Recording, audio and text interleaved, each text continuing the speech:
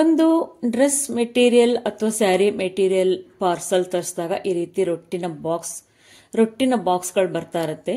ಆ ಬಾಕ್ಸ್ ಅನ್ನು ನಾನು ಕಟ್ಟಿಂಗ್ ಮಾಡಿಕೊಂಡು ಈ ರೀತಿ ಒಂದು ಬೋರ್ಡ್ ರೆಡಿ ಮಾಡ್ಕೊಳ್ತಾ ಇದ್ದೀನಿ. ಆ ಏನು ಬಾಕ್ಸ್ ರೊಟ್ಟಿ ಪೀಸನ್ನು ನಾನು ಕಟ್ ಮಾಡ್ಕೊಂಡಿದ್ದೀನಲ್ಲ ಅದ್ರ ಮೇಲ್ಗಡೆಗೆ ನಾನು ಒಂದು ಬ್ಲ್ಯಾಕ್ ಕಲರ್ ಶೀಟನ್ನು ನಾನು ಅಂದರೆ ಕಲರ್ ಪೇಪರ್ನ ಹಚ್ಕೊಂಡು ಒಂದು ಬೋರ್ಡ್ ರೆಡಿ ಮಾಡ್ಕೊಂಡಿದ್ದೀನಿ.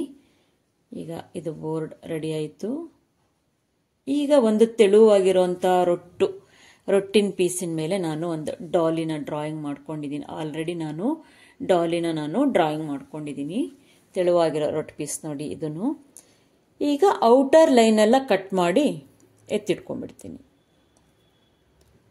ಈ ಡಾಲಿನ ನಾನು ಆಲ್ರೆಡಿ ಡ್ರಾಯಿಂಗ್ ಮಾಡಿಟ್ಕೊಂಡಿದ್ದೀನಿ. ಇಟ್ಕೊಂಡು ಈ ಪೀಸನ್ನು ನಾನು ಕಟ್ಟಿಂಗ್ ಮಾಡಿ ತಕ್ಕೊಂಡೆ ನೋಡಿ.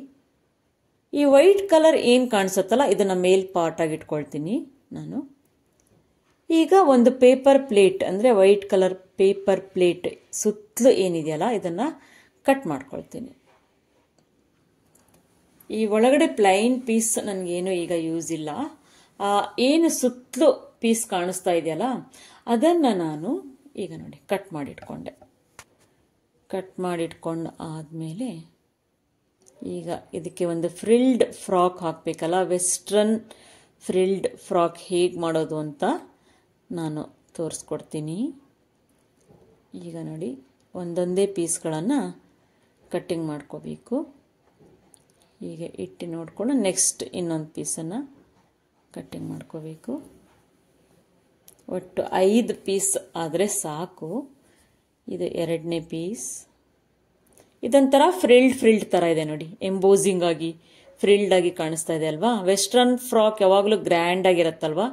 ಫ್ರಿಲ್ಡ್ ಆಗಿ ಒಂದು ರೀತಿ ಗ್ರ್ಯಾಂಡ್ ಲುಕ್ ಇರುತ್ತಲ್ವಾ. ಸೊ ಹಾಗಾಗಿ ನಾನು ಈ ಪ್ಲೇಟನ್ನು ನಾನು ಚಾಯ್ಸ್ ಮಾಡ್ಕೊಂಡಿದ್ದೀನಿ. ಈಗ ನೋಡಿ ಫ್ರಿಲ್ಡ್ ಕಾಣಿಸ್ತಾ ಇದೆ ತಾನೆ. ಆಯ್ತು. ಈಗ 4ನೇ ಪೀಸನ್ನು ಕಟ್ಟಿಂಗ್ ಮಾಡ್ಕೊಳ್ತೀನಿ. 5 ಪೀಸ್ ಬೇಕಾಗತ್ತೆ. 4ನೇ ಪೀಸ್ ಫಸ್ಟ್ ಎಲ್ಲ ಇಟ್ಟು ನೋಡ್ಕೊಳ್ತೀನಿ.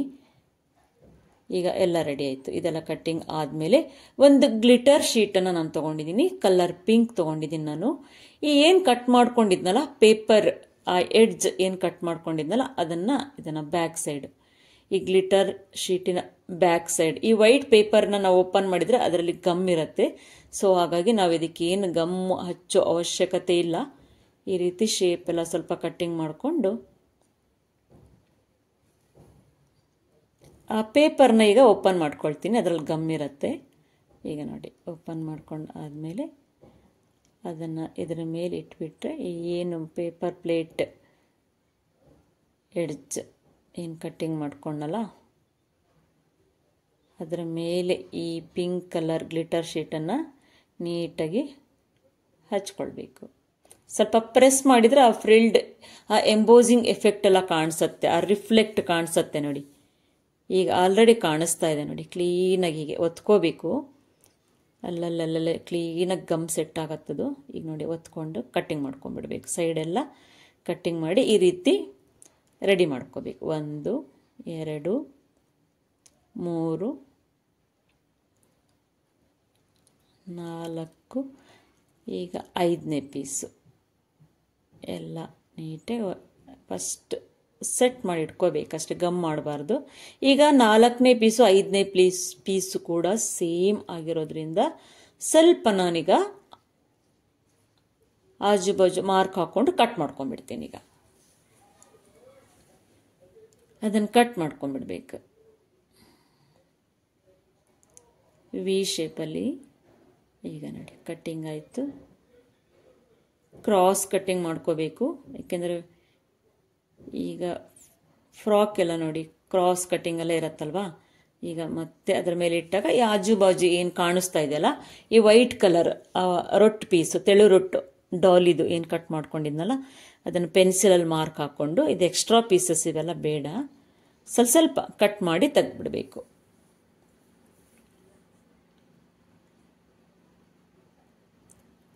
ಸ್ವಲ್ಪ ಕಟ್ಟಿಂಗ್ ಮಾಡಿ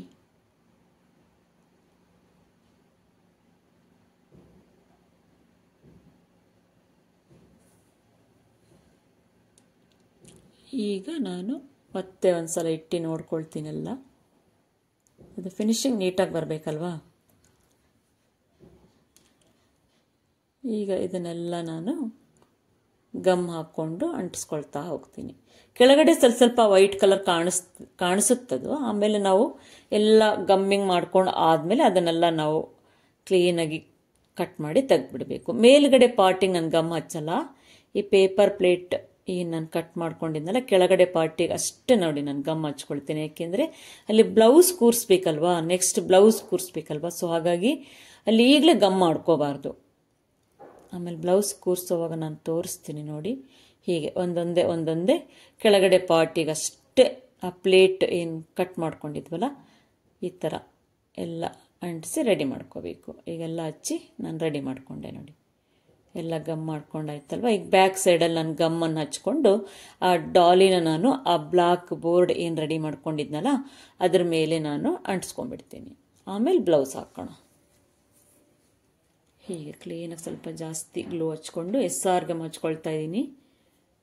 ಎಲ್ಲ ಹಚ್ಕೊಂಡು ಕ್ಲೀನಾಗಿ ಈ ಏನು ಬ್ಲಾಕ್ ಬೋರ್ಡ್ ಮಾಡ್ಕೊಂಡಿದ್ನಲ್ಲ ಆ ವೇಸ್ಟ್ ರೊಟ್ಟಿಂದ ನಾನೊಂದು ಬ್ಲ್ಯಾಕ್ ಬೋರ್ಡ್ ಮಾಡ್ಕೊಂಡಿದ್ನಲ್ಲ ಅದ್ರ ಮೇಲ್ಗಡೆ ನಾನು ಈಗ ಹಚ್ಕೊಂಡೆ. ಈಗ ನಾನೊಂದು ಬ್ಲೌಸನ್ನು ಕಟ್ಟಿಂಗ್ ಮಾಡ್ಕೊಳ್ತೀನಿ. ವ್ಯಾಲೆಂಟೈನ್ಸ್ ಡೇ ಸ್ಪೆಷಲ್ ಆಗಿರೋದ್ರಿಂದ ಹಾರ್ಟ್ ಶೇಪಲ್ಲಿನೇ ನಾನು ಒಂದು ಬ್ಲೌಸನ್ನು ಡಿಸೈನ್ ಮಾಡಿ ಕಟ್ ಮಾಡ್ಕೊಳ್ತೀನಿ. ಈಗ ಕಟ್ ಮಾಡಿದ್ಮೇಲೆ ಕಾಣಿಸುತ್ತೆ ನೋಡಿ, ಒಂದು ಹಾರ್ಟ್ ಶೇಪಲ್ಲಿ ನಾನು ಮೇಲ್ಗಡೆ ಪಾರ್ಟ್ ಅಷ್ಟೇ ಹಾರ್ಟ್ ಶೇಪ್ ಮಾಡ್ಕೊಂಡಿದ್ದೀನಿ. ಕಟ್ಟಿಂಗ್ ಮಾಡ್ಕೊಂಡು ಈಗ ಇದರೊಳಗಡೆ ಆ ಏನು ಮೇಲ್ಗಡೆಗೆ ನಾನು ಗಮ್ ಯಾಕೆ ಹಚ್ಕೊಂಡಿಲ್ಲ ಅಂತ ಗೊತ್ತಾಯ್ತಲ್ವಾ. ಕ್ಲೀನಾಗಿ ಮೆಜರ್ಮೆಂಟ್ ಎಲ್ಲ ನೀಟಾಗಿ ಕಟ್ಟಿಂಗ್ ಮಾಡಿಕೊಂಡು ಈಗ ಗ್ಲೂ ಹಚ್ಚಿ, ಈಗ ವೈಟ್ ಗ್ಲೂ ಹಚ್ಕೊಂಡು, ಅದು ತೆಳುವಾಗಿರೋವಂಥ ಕಲರ್ ಪೇಪರ್ ಅಲ್ವಾ, ಸೊ ಹಾಗಾಗಿ ಗ್ಲೂ ಹಚ್ಕೊಂಡಿದ್ದೀನಿ. ಈಗ ಅದರ ಒಳಗಡೆ ಸೇರಿಸ್ಕೊಳ್ತೀನಿ ನಾನು. ಆ ಏನು ಫ್ರಿಲ್ಡ್ ಪೀಸ್ ಇತ್ತಲ್ಲ ಅದರ ಒಳಗಡೆ ಸೇರಿಸ್ಕೊಂಡು ಈ ಬ್ಲೌಸನ್ನು ನೀಟಾಗಿ, ಅಂದರೆ ಫಿನಿಶಿಂಗ್ ಚೆನ್ನಾಗಿ ಬರಲಿ ಅಂದ್ಬಿಟ್ಟು ನಾನು ನೋಡಿ ಈಗ ಅದರ ಮೇಲ್ಗಡೆಗೆ ಕ್ಲೀನಾಗಿ ಅಂಟಿಸ್ಕೊಳ್ತೀನಿ. ಈಗ ಬ್ಲೌಸ್ ರೆಡಿ ಆಯಿತು, ಲಂಗನೂ ರೆಡಿ ಆಯಿತು. ಈಗ ಮೇಲ್ಗಡೆಗೆಲ್ಲ ಹಾರ್ಟ್ಸ್, ಈಗ ವ್ಯಾಲೆಂಟೈನ್ಸ್ ಡೇ ಸ್ಪೆಷಲ್ ಆಗಿರೋದ್ರಿಂದ ಈ ವೇಸ್ಟ್ ಈಗ ಏನು ಪಾರ್ಸಲ್ ಬಂದಿರೋವಂಥ ಪೇಪರ್ ಇದು ಒಂದು ಸ್ಯಾರಿ ಪಾರ್ಸಲ್ನಲ್ಲಿ ಬಂದಿರೋವಂಥ ಒಂದು ಪೇಪರ್ ಇದು. ಆ ಪೇಪರಲ್ಲಿರೋ ಹಾರ್ಟ್ ಶೇಪ್ಗಳನ್ನು ನಾನು ಈ ಕ್ರಾಫ್ಟಿಗೆ ನಾನು ಈಗ ಯೂಸ್ ಮಾಡ್ಕೊಳ್ತಾ ಇದ್ದೀನಿ. ಈಗ ವ್ಯಾಲೆಂಟೈನ್ಸ್ ಡೇ ಸ್ಪೆಷಲ್ ಆಗಿರೋದ್ರಿಂದ ಹಾರ್ಟ್ ಮೇನ್ ಅಲ್ವಾ, ಸೊ ಹಾಗಾಗಿ ನಾನು ಒಂದು 3-4 ಪೇಪರ್ ಇತ್ತು ನನ್ನ ಹತ್ರ. ಆ ಪೇಪರ್ನ ವೇಸ್ಟ್ ಮಾಡಬಾರ್ದು ಅಂದ್ಬಿಟ್ಟು ನಾನು ಅದರಲ್ಲಿರೋ ಹಾರ್ಟ್ಸ್ಗಳನ್ನೆಲ್ಲ ಕಟ್ ಮಾಡಿ ಈಗ ಎತ್ತಿಟ್ಕೊಂಡಿದ್ದೀನಿ ನೋಡಿ. ಇದೆಲ್ಲ ಆ್ಯಕ್ಚುಲಿ ಆ ಪೇಪರ್ಗಳಲ್ಲಿ ಇದ್ದಂಥ ಹಾರ್ಟ್ಗಳಿದೆಲ್ಲ. ಇದನ್ನೆಲ್ಲ ನಾನು ಈಗ ಮೇಲ್ಗಡೆಗೆ ಒಂದು ಬಂಚಸ್ ಥರ ಹಚ್ಕೊಂಡೆ ನೋಡಿ. ಈಗ ಅದಕ್ಕೆ ಒಂದು ಥ್ರೆಡ್ ಬರಬೇಕಲ್ವಾ, ಸೊ ಒಂದು ಕಾಟನ್ ಥ್ರೆಡ್ಡನ್ನು ನಾನು ಈಗ ಬಂಚ್ ಎಫೆಕ್ಟ್ ತೋರಿಸ್ಬೇಕಲ್ಲ, ಸೊ ಹಾಗಾಗಿ ದಪ್ಪನೆ ಕಾಟನ್ ದಾರನ ನಾನು ಆ ಹಾರ್ಟಿನ ಏನು ಅಂಟಿಸ್ಕೊಂಡಿದ್ನಲ್ಲ ಅದರ ಕೆಳಗಡೆಗೆಲ್ಲ ಸ್ವಲ್ಪ ಸ್ವಲ್ಪ ಅಲ್ಲಲ್ಲೇ ಗ್ಲೂ ಹಚ್ಕೊಂಡು ಆ ಥ್ರೆಡ್ಡನ್ನು ನಾನು ಹಚ್ಕೊಳ್ತೀನಿ. ಅದು ಫುಲ್ ಥ್ರೆಡ್ ಹಚ್ಚಿದ ಮೇಲೆ ಬಂಚಸ್ ಥರ ಕಾಣುತ್ತೆ ನೋಡಿ. ಆಯಿತು. ಈಗ ಇನ್ನೊಂದಕ್ಕೂ ನಾನು ಆ ಪಾರ್ಸಲ್ ಪೇಪರ್ ಮೇಲೆ ಬಂದಂಥ ಹಾರ್ಟ್ ಇದೆಲ್ಲ ಈ ಚಿತ್ರ ಏನೇನನ್ನು ಕಟ್ ಮಾಡ್ಕೊಂಡಲ್ಲ,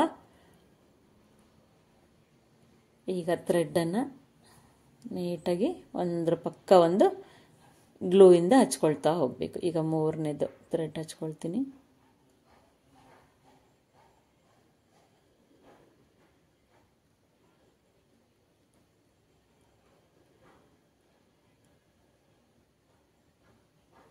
ಈ ದಾರನೆಲ್ಲ ನೀಟಾಗಿ ಹಚ್ಕೊಂಡು ಈಗ ನೋಡಿ ಬಂಚ್ ಥರ ಆಯ್ತಲ್ವ, ಹಾರ್ಟ್ ಬಂಚ್ ರೆಡಿ ಆಯಿತು.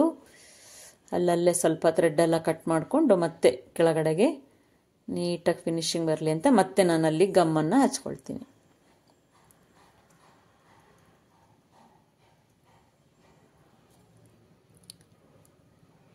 ಈಗ ಇದು ರೆಡಿ ಆಯಿತು ಎಲ್ಲ. ಈಗ ಇಲ್ಲೆಲ್ಲ ಗಮ್ ಹಚ್ಚಿ ನಾನು ಅದ್ರ ಮೇಲ್ಗಡೆಗೂ ಕೂಡ ನೋಡಿ ಆ ತುರುಬಿಗೆ ಮತ್ತು ನೆಕ್ ಪಾಟು ಬಳೆ ಹಾಕಿದ್ದೀನಿ.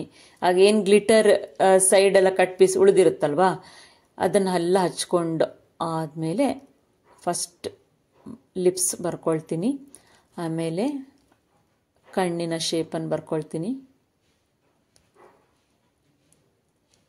ಡಾಲಿಗೆ ಐಬ್ರೋ, ಕಣ್ಣಾಯಿತು, ಲಿಪ್ಸ್, ಹಾಗೆಯೇ ಔಟ್ಸೈಡ್. ಈ ಔಟ್ಸೈಡೆಲ್ಲ ನಾನು ಸ್ಕೆಚ್ ಪೆನ್ನಲ್ಲಿ, ಅದು ಹಾಗೆ ಪ್ಲೈನ್ ಬಿಟ್ಟರೆ ಚೆನ್ನಾಗಿ ಕಾಣಿಸಲ್ಲಲ್ವ, ಸೊ ಹಾಗಾಗಿ ಡಾಲಿಗೆ ನಾನು ಎಲ್ಲ ಏನು ಸೈಡಿಗೆಲ್ಲ ಔಟರ್ ಲೈನನ್ನು ಹಾಕ್ಕೊಳ್ತಾ ಹೋಗ್ತೀನಿ. ಜ್ಯುವೆಲ್ಸ್ ಎಲ್ಲ ಹಾಕಿದ್ದೀನಿ ನೋಡಿ, ಅದೇ ಗ್ಲಿಟರ್ ಶೀಟನ್ನೇ ಕಟ್ ಮಾಡಿ ನಾನು ಸರ ಹಾಕಿದ್ದೀನಿ, ತುರುಬಿಗೂ ಹಾಕಿದ್ದೀನಿ ನೋಡಿ. ತುರುಬಿಗೂ ಕೂಡ ಹಾರ್ಟ್ ಶೇಪ್ ಕಟ್ ಮಾಡಿ, ವ್ಯಾಲೆಂಟೈನ್ಸ್ ಡೇ ಆಗಿರೋದ್ರಿಂದ, ವ್ಯಾಲೆಂಟೈನ್ಸ್ ಡೇ ಕಾರ್ಡ್ ಆಗಿರೋದ್ರಿಂದ ನಾನು ಈ ಥರ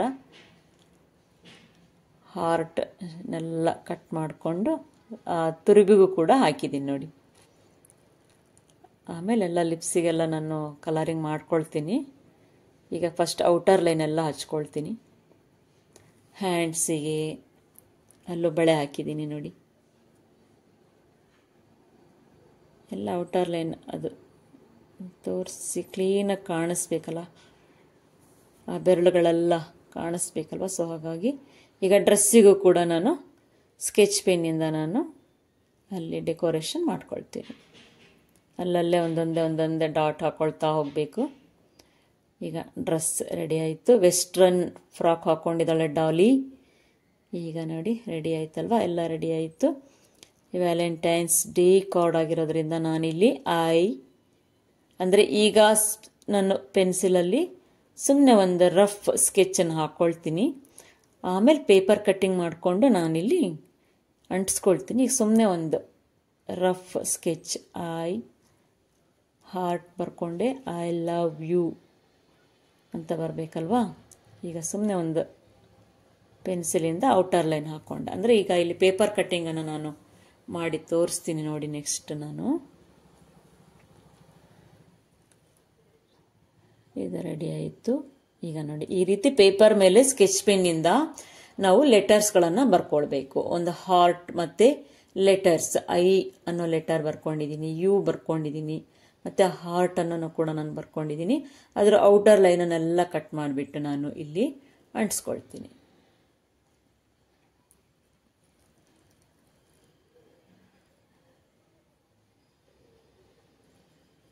ಈಗ ಇದು ಕಟ್ಟಿಂಗ್ ಆಯಿತು, ಐ ಆಯಿತು. ಈಗ ಒಂದು ಹಾರ್ಟ್ ಶೇಪನ್ನು ಕಟ್ಟಿಂಗ್ ಮಾಡ್ಕೊಳ್ಳೋಣ. ಹಾರ್ಟ್ ಶೇಪನ್ನು ಕಟ್ಟಿಂಗ್ ಮಾಡಿಕೊಂಡು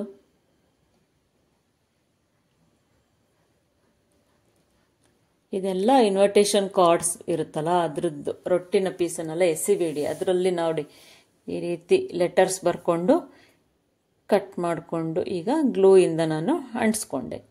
ಈಗ ಒಂದು ವ್ಯಾಲೆಂಟೈನ್ಸ್ ಡೇ ಕಾರ್ಡ್ ರೆಡಿ ಆಯಿತು. ಎಷ್ಟು ಸಿಂಪಲ್ ಆಗಿದೆ ಅಲ್ವಾ. ಈ ಕ್ರಾಫ್ಟನ್ನು ನೀವು ಟ್ರೈ ಮಾಡಿ. ಈಗ ಒಂದು ಬಂಚ್ ಇಟ್ಕೊಂಡಿರೋವಂಥ ಒಂದು ಲೇಡಿ ರೆಡಿ ಆಯಿತು. ವ್ಯಾಲೆಂಟೈನ್ಸ್ ಡೇ ಕಾರ್ಡ್ ಈಗ ರೆಡಿಯಾಗಿದೆ. Happy Valentine's day. ನೀವು ಇದನ್ನು ಟ್ರೈ ಮಾಡ್ತೀರಾ ತಾನೇ?